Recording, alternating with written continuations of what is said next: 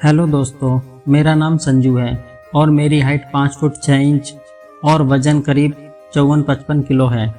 मैं 25 साल का हूँ। इन दिनों मैं दिल्ली में रहता हूँ। आज मैं आपको मेरे और मेरे सौतेली मम्मी की कहानी सुनाता हूँ। यह बात आज से करीब 6 साल पहले की है, जब मेरी उम्र 20 साल की थी और मेरी मम्मी 30 की थी। मेरी जवानी शुरू हुई थी और उनकी जवानी के शोले भड़कते थे। मेरी मम्मी बहुत हॉट और सुंदर है। उनका सुडैल गोरा बदन बहुत हसीन है। वैसे वो मेरी रियल मम्मी नहीं है, वह मेरे डैड की सेक्रेटरी थी। बाद में पापा ने उनसे शादी कर ली। मैं पहले उनको आंटी कहता था, पर अब मम्मी ही कहता हूँ। मैं मम्मी को जब भी देखता तो मुझे उनका फिगर देखकर मन में गुदगुदी होती थी। मैंने उनको 1-2 बार डैड के ऑफिस में देखा था। जब वह स्कर्ट पहनती थी तो उनकी थाइस बड़ी ज़बरदस्त होती थी। तब वह मेरे पापा की सेक्रेटरी थी। 1-2 बार मैंने मम्मी को डैड के ऑफिस के प्राइवेट रूम में, जो चेंजिंग रूम था, मैंने छुपकर कपड़े चेंज करते हुए देखा था। वो बहुत मस्त लगती थी। मम्मी की बॉडी एकदम संगमरमर की तरह चिकनी थी। उनकी जांघें ऐसी लगती थीं जैसे 2 केले का जोड़ा हो। उनके होठ एकदम गुलाब की पंखुड़ियों की तरह थे और गाल एकदम कश्मीरी सेब जैसे पिंक। मम्मी एकदम टाइट फिटिंग के कपड़े पहनती थीं और मैं उनको बहुत नज़दीक से देखकर अपनी आंखों को सुकून दिया करता था। मतलब मैं उनकी बॉडी को देखकर अपने मन और आंखों की प्यास बुझाया करता था। लेकिन पहले जब तक वह आंटी थी, मुझे उनसे नफरत थी और मैं सोचता था कि एक दिन इनके साथ वो सब करके अपनी भड़ास निकालूंगा।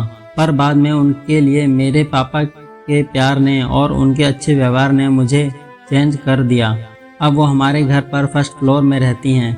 डैड और उनका बेडरूम फर्स्ट फ्लोर पर था और मैं ग्राउंड फ्लोर पर रहता हूँ। डैड मम्मी के साथ फर्स्ट फ्लोर पर ही सोते हैं।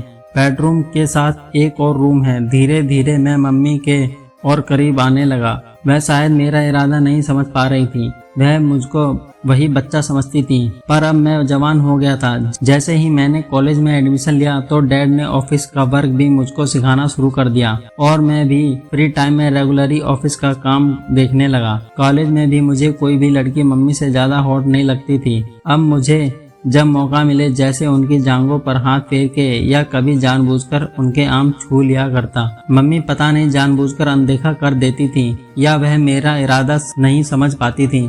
कभी डैड रात को मुझे अपने बेडरूम में बुलाते थे और ऑफिस के बारे में मम्मी और मेरे साथ डिस्कस करते, क्योंकि मम्मी अक्सर नाइट गाउन में होती थी और मैं पूरी तसल्ली से उनके बदन का मुआयना करता था। उनके पके हुए आम मुझे बड़े ललचाते थे। कई बार मम्मी को भी मेरा इरादा पता चल जाता था, पर वो कुछ नहीं कहती थी। अब तो मेरी बेचैनी बढ़ती जा रही थी और मैंने मम्मी के साथ वो सब करने का पक्का इरादा कर लिया था और मौके की तलाश करने लगा। एक दिन जब डैड ने मुझे फर्स्ट फ्लोर पर रात को 11 बजे बुलाया तो मैं ऊपर गया और डैड ने बताया कि उनको रात 1 बजे की फ्लाइट से 1 सप्ताह के लिए अर्जेंट बाहर जाना है और वो मुझे और मम्मी को ज़रूरी बातें बताने लगे। मम्मी थोड़ा घबरा रही थी तो डैड ने कहा, डार्लिंग संजू तुम्हारी मदद करेगा, कोई प्रॉब्लम हो तो मुझे कॉल करना। उसके बाद डैड ने मुझसे कहा, तुम्हारी मम्मी थोड़ा नर्वस है, तुम ज़रा बाहर जाओ, मैं उसको समझाता हूँ। मैं बाहर आ गया तो डैड ने अंदर से दरवाज़ा बंद कर लिया, लेकिन मुझको शक हुआ कि डैड मेरी अनुपस्थिति में मम्मी को क्या समझाते हैं। मैं की हॉल से चुपके से देखने लगा।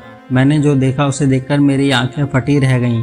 डैड मम्मी को बाहों में लेकर गालों पर किस कर रहे थे और मम्मी रो रही थी। मम्मी और डैड अभी भी दोनों लंबी सांसें ले रहे थे, जो कि मैं सुन सकता था, पर डोर से कुछ साफ नजर नहीं आ रहा था क्योंकि डैड वहां पर उंगलियां फिरा रहे थे और मम्मी के आगे डैडी खड़े होने के कारण पूरी नजर नहीं आ रही थी। यह मुझे साफ नहीं दिख रहा था, पर मैं गैस कर सकता था। लेकिन अचानक जाने क्या हुआ कि डैड रुक गए और उन्होंने मम्मी को छोड़ दिया और मम्मी भी तब तक शांत हो चुकी थी, पर वो असंतुष्ट लग रही थी।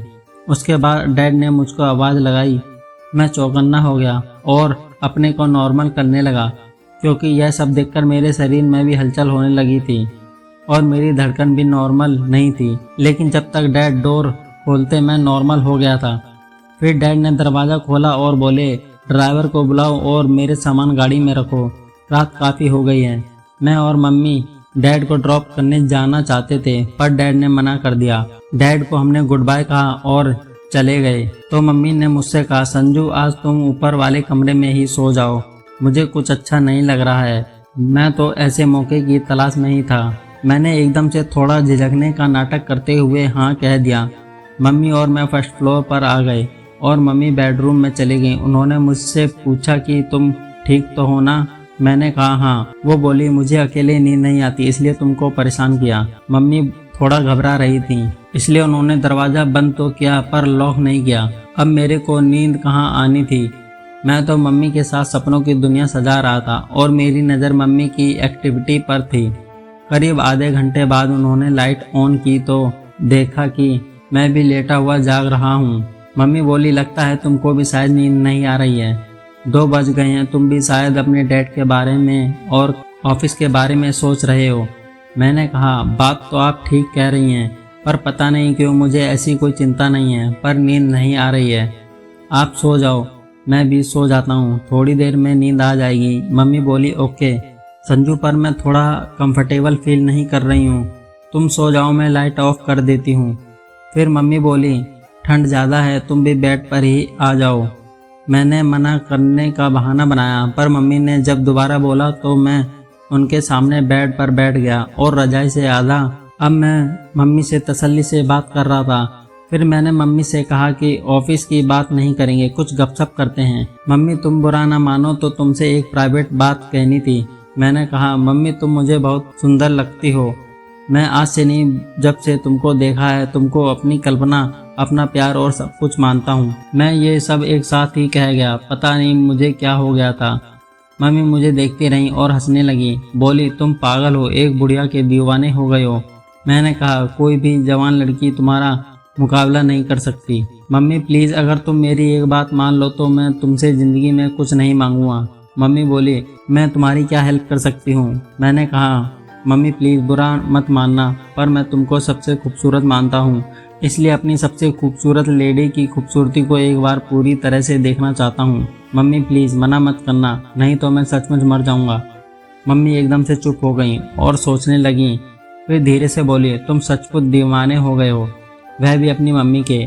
अगर तुम्हारी यही इच्छा है तो ओके, लेकिन वादा करो मेरे साथ कोई शरारत नहीं करना, नहीं तो तुम्हारे डैड को बोल दूंगी। और आंख मारते हुए बोली, तुम्हारी पिटाई भी करूंगी। मैंने कहा, ओके, पर एक शर्त है कि मैं अपने आप देखूंगा, आप शांत बैठी रहो। मम्मी बोली, ओके।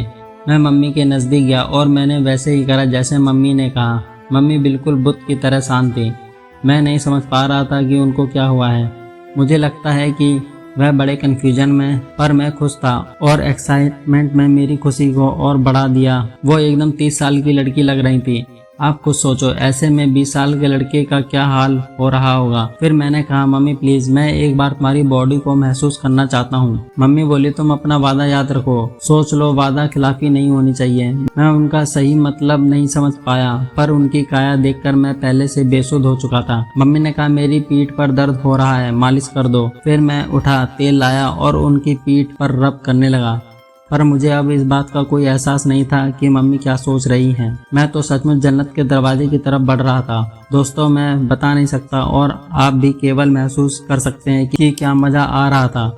इसके बाद मैंने मम्मी की टांगों पर भी मालिश करना शुरू कर दिया। उनकी टांगें बड़ी मुलायम और स्मूथ थी। मुझे लगता है कि मम्मी अपनी बॉडी का बहुत ज़्यादा ख्याल रखती हैं और डैड भी तो उनकी इस लाजवाब बॉडी के गुलाम हो गए थे। अब मैं मम्मी की टांगों और जांघों पर अपना कमाल दिखाना शुरू कर दिया और मैं धीरे धीरे मालिश करता रहा। मम्मी भी अब तक मेरा पूरा साथ दे रही थी। मैं मम्मी को पूरा ठीक कर देना चाहता था और अब तो मम्मी भी पूरी तरह वादे वाली बात भूलकर पूरे जोर शोर से मेरा साथ दे रही थी।